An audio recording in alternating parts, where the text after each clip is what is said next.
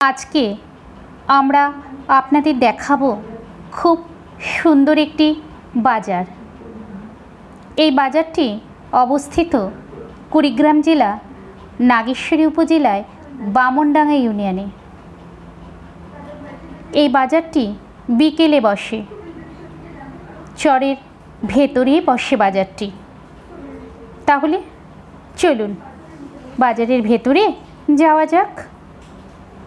দেখুন, কেউ বসেছেন বস্তা পেতে, আবার কেউ বা নিচেই বসেছেন, উপরটা টিন দিয়ে ছাউনি করে নিয়েছেন।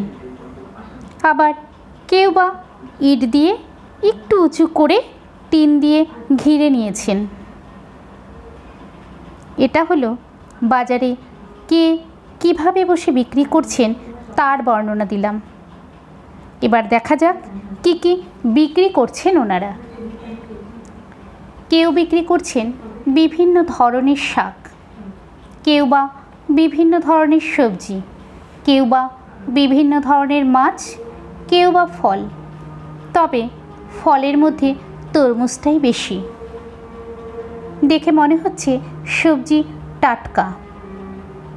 সবার নিজের জমির, কারণ চরের মানুষদের জীবিকা বলতে গেলে চাষ।